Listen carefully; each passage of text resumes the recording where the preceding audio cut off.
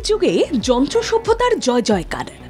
কেউ কেউ আক্ষেপ করে বলেন যন্ত্রের যন্ত্রণা বেড়েছে, কিন্তু যন্ত্রচালিত গাড়ি ছাড়া আমরা যে এক পাও যেতে পারবো না তা বলার অপেক্ষা রাখে না। তবে যন্ত্রচালিত গাড়ির দূষণ সব মহলকে ভাবিয়ে তুলছে, যার জন্য বিশ্বজুড়ে ই ভেহিকলসের ব্যবহার বাড়ছে।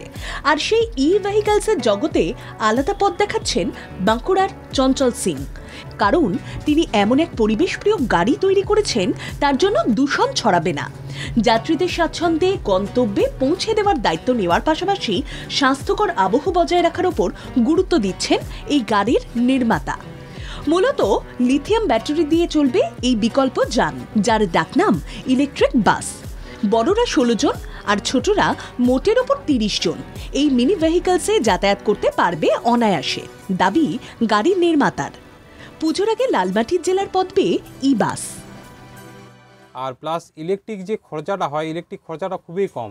আর ইলেকট্রিক মানে চার্জিং টাইমটাও খুব কম। চার্জিং টাইম মোটামুটি 3 থেকে 3.5 ঘন্টার মধ্যে ফুল চার্জ হয়ে যাচ্ছে।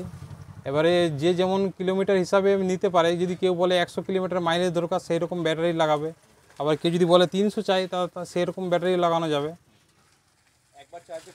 একবার চার্জে এই গাড়িটা চলবে 250 কিলোমিটার। বর্তমান সময়ে বড় বাস বা গাড়ি থেকে দূষণ ছড়ানোয় ইলেকট্রিক গাড়ির কদর বাড়ছে। খরচের কথা মাথায় রেখে ব্যাটারি চালিত গাড়িরও চল দেখা যাচ্ছে।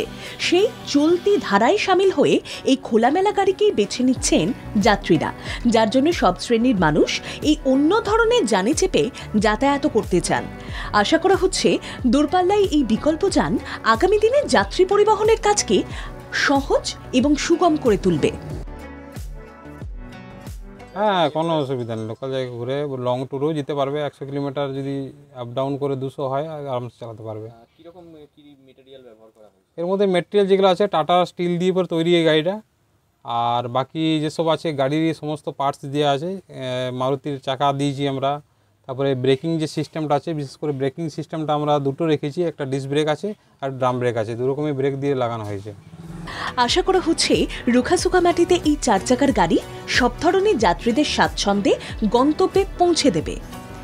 কৈলাস বিশ্বাসের রিপোর্ট, বাংলা জাগো।